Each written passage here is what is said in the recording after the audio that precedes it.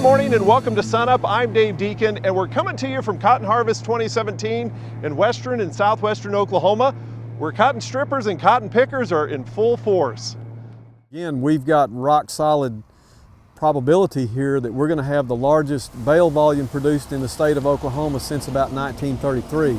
We've made a lot of cotton. We've actually set 3 record yields back to back. Last year was the highest per acre yield that we ever recorded. This year, if it works out, will be the second highest. And we'll have more on that later in the show. But first, we know that harvest can be dangerous for folks on and off the farm. And Oklahoma State University's Division of Agricultural Sciences and Natural Resources teamed up with OSU's Fire Protection Services to help educate first responders in grain bin safety. Today we're at Ponca City at the fire station, and we're here with our grain entrapment simulator trailer to train firefighters and ag personnel in how to work safely in a grain environment, also how to rescue someone if they do get entrapped in a grain bin. Actually, each one of them will get an opportunity to be entrapped in grain inside this one-of-a-kind trailer we have here. And the rest of the crew will help get them out of that trailer. They learn techniques of how to get people out of grain entrapment situations. They also feel like what it's like to be inside this environment.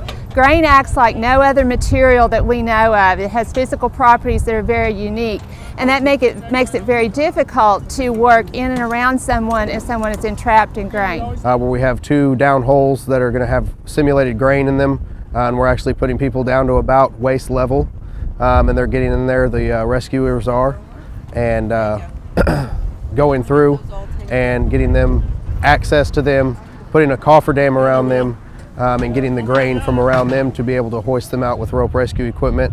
And then also down here on the ground we have the cutting station and also a ladder raising station, where if we had to put a ladder on the side of a semi-trailer or a hopper trailer to lift a patient out and bring him down to the ground, that we could have an ease to do that. This project has been a dream of ours for 7 or 8 years now. It started actually with the accident that we had at Hydro, Oklahoma a few years back, where we lost a fire chief in a grain bin. It happened at the co-op in Hydro, Oklahoma. Some soybeans had gotten wet, they caught on fire. The firemen were asked to go in and help remediate that fire, and which it was a situation where they were not trained. There was nothing they could do by going in that bin. And we discovered then that our Oklahoma community, particularly our rescue people, didn't have the experience or the knowledge in what to do in case of an emergency in a grain bin. So several entities within the state all came together to brainstorm what we could do to help get this training out to the state. It's something that we don't deal with a lot of times. You know, you take medical calls, you take fire calls. We run a lot of those as fire department wise, but we don't ever run a lot of technical rescue stuff, especially grain bins. You're looking at an average of 24 to 26 grain bins nationally, grain bin emergencies that result in death nationally. So we call it a high risk, low frequency incident, where the risk is very high for what we're having to do with a very low frequency of it happening. So that involves, after the Hydro incident, we was able to put in for a grant for this to kind of get awareness out. There's a few other programs in the nation pushing this, but this allows us to go in and teach fire departments, first responders, but also the grain bin employees is kind of our main push as far as teaching them to be safe in all aspects of their job to keep the rescue from needing to take place in the first place.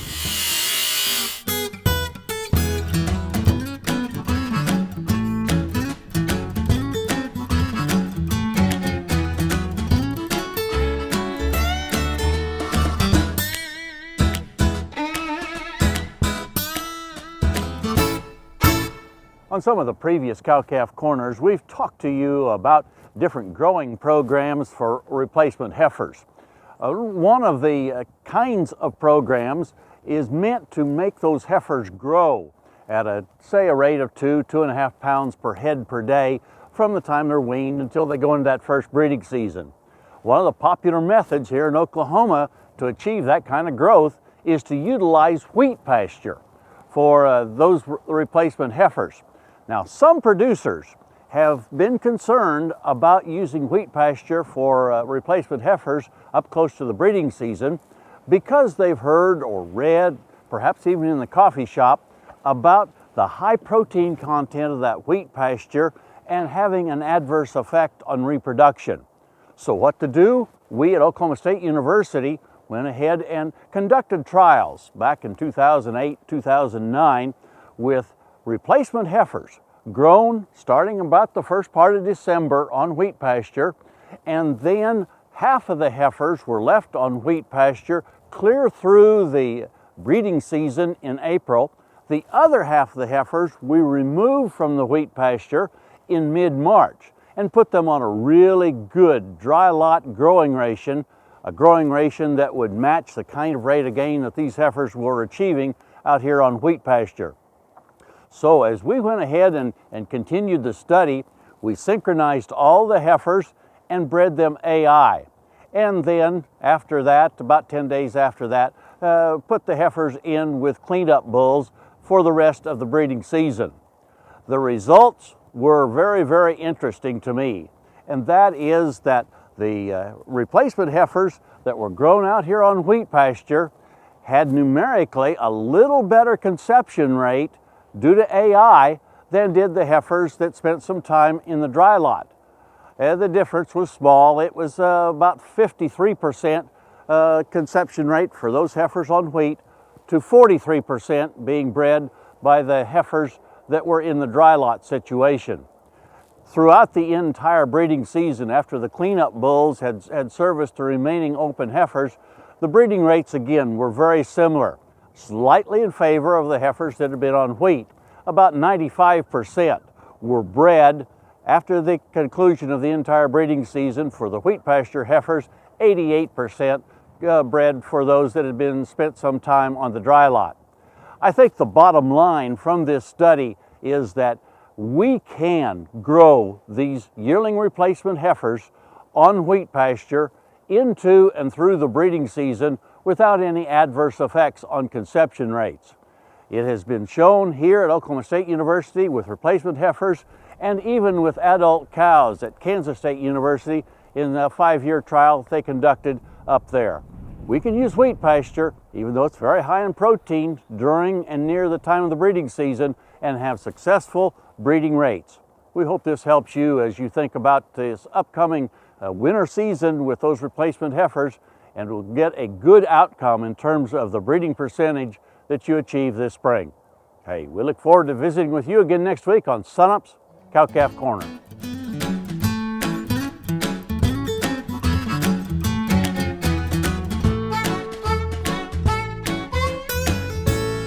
In the spirit of Thanksgiving, cattlemen continue to be thankful for stronger than expected cattle prices, and Derrell, demand is pretty good for feeder cattle.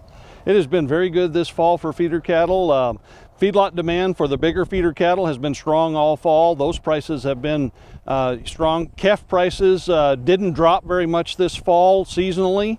And actually, right before Thanksgiving, we saw them actually increase as the wheat pasture really comes on here. The stocker demand has stayed very strong. So we've had from lightweight to heavyweight, good strong demand for these feeder cattle this fall. Let's talk about the latest cattle on feed report and what that showed in terms of the fed cattle market. You know, for the last 2 or 3 months, it's been pretty consistent. We've placed a lot of cattle. Placements were up over 10% in this latest cattle on feed report, and that was a little bigger than expected. The marketings were still pretty good, 5.6% or thereabout, and so the on-feed total is up over 6% over a year ago. So we're building those feedlot inventories, but basically, we've got more cattle in the country, and we're seeing them move through the system now, but we're doing a pretty good job of keeping up with them on the marketing side as well as placing more cattle. Let's talk about box beef now. That's kind of dropped off a little bit. Has that changed significantly? Well, through September, October, and into early November, we had a nice run up in box beef prices. It did pull back a little bit right before Thanksgiving. And I think that really just reflects the fact that most of the holiday purchases for meat have already been placed. This will carry us all the way through Christmas and New Year's. So it's not surprising to see it back down just a little bit. I don't think there's any major change in the market or any major weakness coming on. It's just kind of the way the market behaves relative to these holidays. And it's hard to believe we're already talking about that, but as the year winds down, what can we expect to see in terms of the cattle and beef markets? Well, again, we find ourselves in a surprisingly good place right now. For the most part, we're going to just kind of mark time to finish out the year. I don't expect any major changes as we go through the rest of the year. So we've got fed cattle markets, feeder cattle markets in pretty good shape. Box beef is holding well. Retail prices in October, which is the latest data that we have, were holding steady or actually slightly higher than a year ago. So we're just going to move on through the rest of the year and move on into next year, knowing that we still have some supply issues or some supply challenges with increased box beef production. But at the same time, we're in pretty good shape here at the end of 2017. Not too bad as far as winding it down. Exactly. Okay, Derrell, thanks a lot.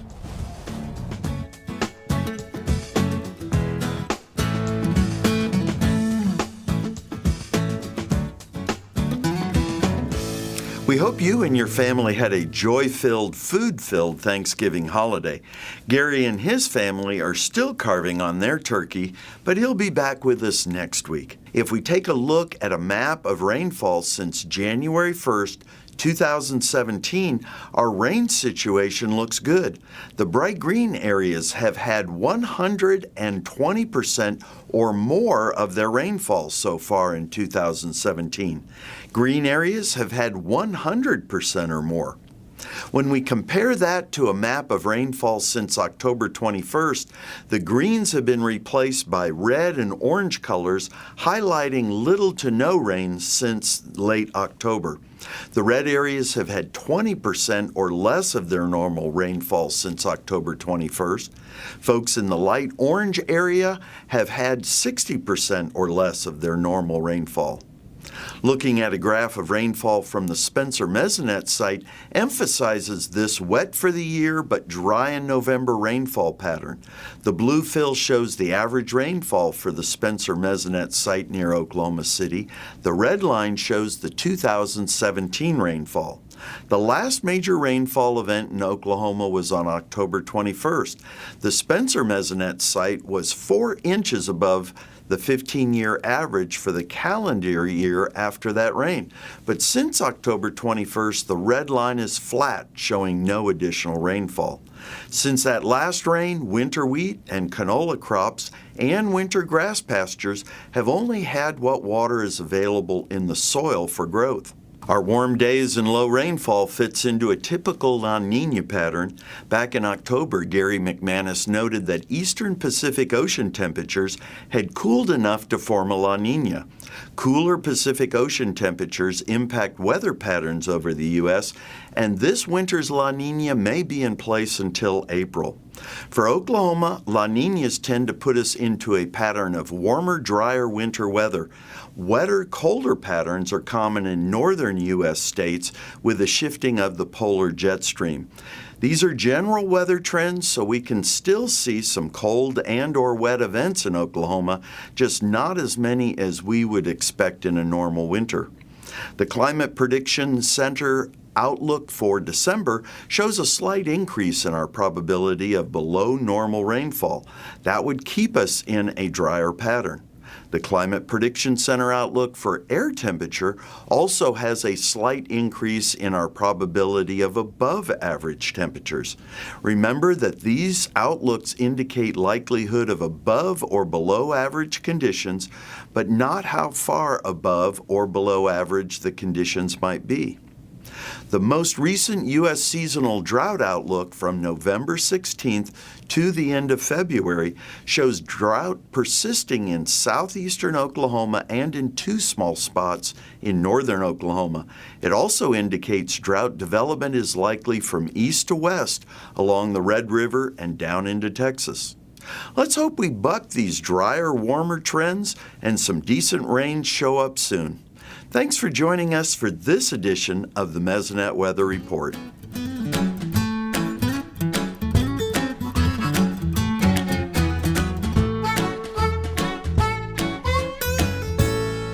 Kim Anderson, our crop marketing specialist, is here with us now. Kim, we're talking a lot about cotton this week, so give us your take on cotton production this year. Cotton production is really good. Farmers are excited about the number of bales they're getting. It's, if not record, it's near records in Oklahoma and around the United States.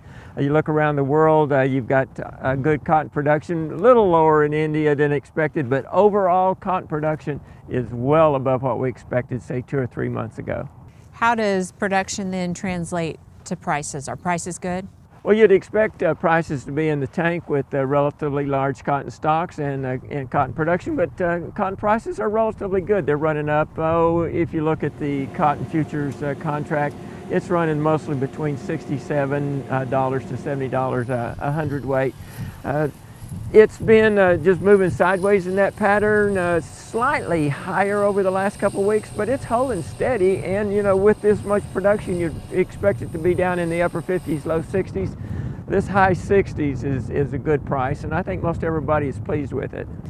Compare cotton prices to wheat prices, because I know a lot of investors and a lot of producers, of course, are doing that. Well, with the production and the price in cotton, they're making some profits. You look at wheat prices, you know, they're higher now, but they've been down around the 330 level, up into the 360 to 370 level.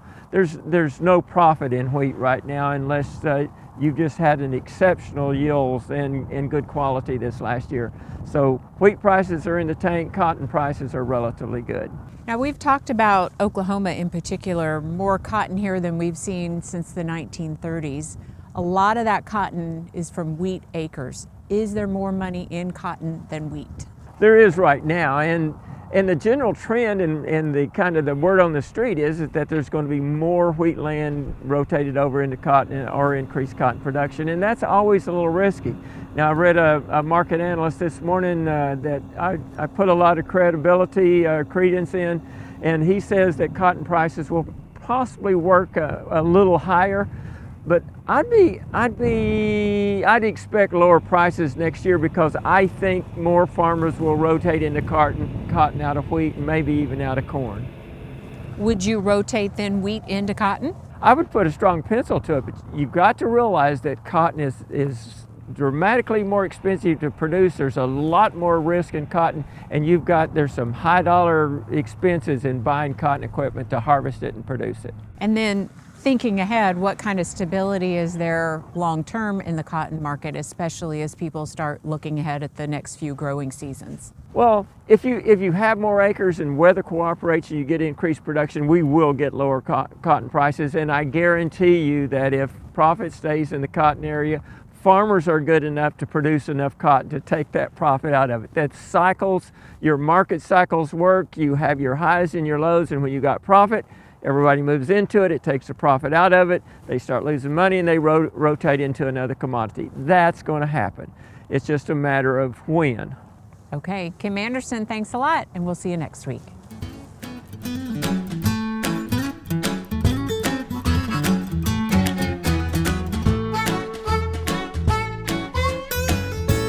It is pecan harvest time in Oklahoma, and today we're talking about pecans here at the Food and Ag Products Center with William McGlynn, who is a horticultural products processing specialist. And William, let's kick it off with talking about some of the best ways to store pecans once they've been shelled and picked through. Well, pecans are naturally high in oil, and over time that oil can interact with oxygen in the air, and so they will turn rancid. That's what limits the shelf life. The best way to store them is at frozen temperatures in the freezer, and they'll last almost indefinitely in the freezer. If you can't store them in the freezer, then you can keep them in the refrigerator. They'll last about a year at refrigeration temperatures. Pecans, of course, are really a great kind of diverse nut. They can go in lots of recipes, and while we're talking about them, I'm just going to eat a couple because I'm a huge fan of pecans, both I guess native and paper shell. Talk about pecans in general. Well, pecans are very healthy. We know that. There have been a lot of studies done. I mentioned they were rich in oil. That oil is very heart healthy. They're also very high in antioxidants, so there have been a lot of studies that show that people who have a diet rich in tree nuts like pecans, they are healthier, they live longer, they're just really good for you. And as you say, they're delicious and they're very versatile. They can be used in a lot of different types of foods, candies, snacks, but savory foods as well. Exactly, and we're in eating season, the time of year when there's lots of great pecan recipes. Talk about why Oklahoma in particular is a good place for pecans to grow. Well, pecans are native to North America and actually this part of North America. And so we have a lot of native pecan trees in Oklahoma. They're very slow growing. It takes them a long time to come into production, but they can live a long time. And so this is just the birthplace of pecans. So naturally they do well here. Terrific. William, some great information about pecans. Thanks a lot. Thank you. I'm going to have one too. Great.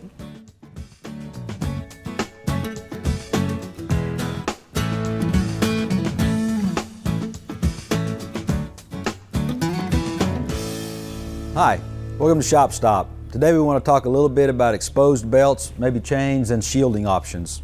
Okay, there are certain criteria that are out there that you can look up on what is required for shielding on moving components, and this unit right here, this buffer, is an exposed belt. And so it's easy. It would be easy for to get fingers into pinch points on the pulleys and in the belt. And so the idea would be to shield the entire thing so that you can't get your hands in there at all. Now you can, like this shield is completely cover up all the components where you can't see anything. Or you may have some units that are, say, a compressor that have to have air blowing across the cylinders, and they've got the pulley actually as a fan. This will need to be expanded metal, but that expanded metal can't be large enough that you can stick your finger through. So that's the big issue, is can you get a finger or a hand inside where the moving parts are? And then the other thing that you have to think about is, what are you shielding? Is it just a V-belt or is it a chain drive system? So when you've got moving components, make sure you've got them shielded to keep yourself protected, and we'll see you next time on Shop Stop.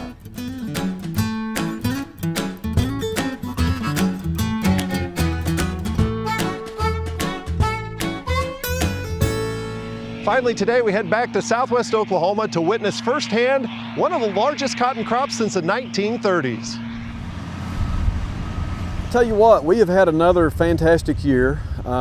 We believe that we're probably somewhere in the neighborhood of about 50% harvested in the state. Some of that's based on NASS numbers. As we went from the October crop report to the November crop report, they moved it from about 980,000 bales to about 1.1 million bales. So again, we've got rock solid probability here that we're going to have the largest bale volume produced in the state of Oklahoma since about 1933. That's a lot of cotton.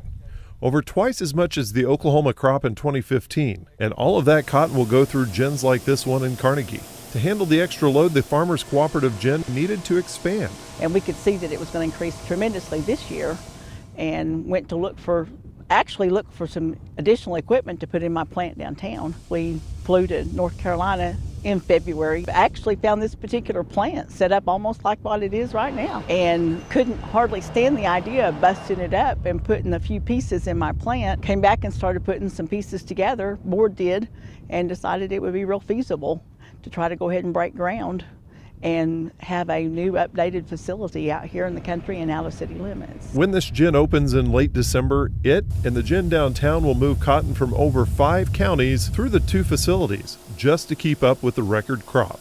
Some of the cotton going through this new gin will come from about 35 miles north of here, where the Schatz family is harvesting near Hydro. My great-grandfather came to Oklahoma in 1908, moved down from Iowa, and bought a piece of land here and started farming in Oklahoma. And at the time, my grandfather was 11 years old, so my grandfather grew up here and my dad grew up here. Actually, my dad still helps a little. He's operating one of the builders here. And my son's out here, and my son-in-law and I, so we're a family business. Cotton has been around for many of those generations, but there was a time not too long ago when the crop was too risky for many producers. Well, cotton almost left this part of the world back in the 1990s. We were battling insect pressure that was severe to the cotton crop, and yields just dropped to below a profit margin. Before that time, every small community had a cotton gin, and virtually all of them closed up.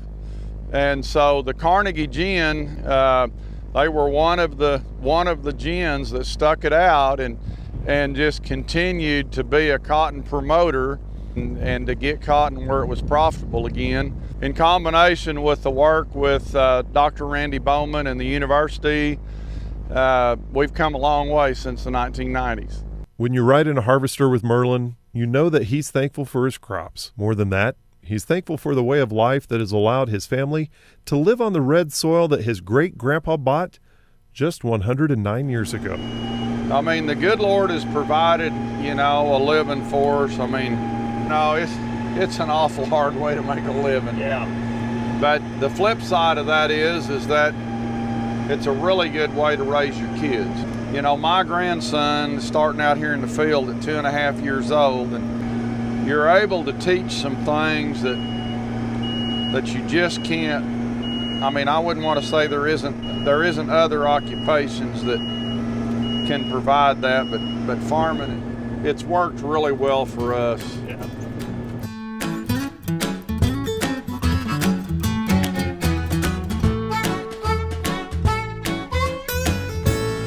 Well, that does it for us this week on SUNUP. If there's something on the show that you'd like to learn more about, visit our website, sunup.okstate.edu. And while you're there, check out our social media. From Western Oklahoma, the heart of cotton country, I'm Dave Deacon. And remember, Oklahoma agriculture starts at SUNUP.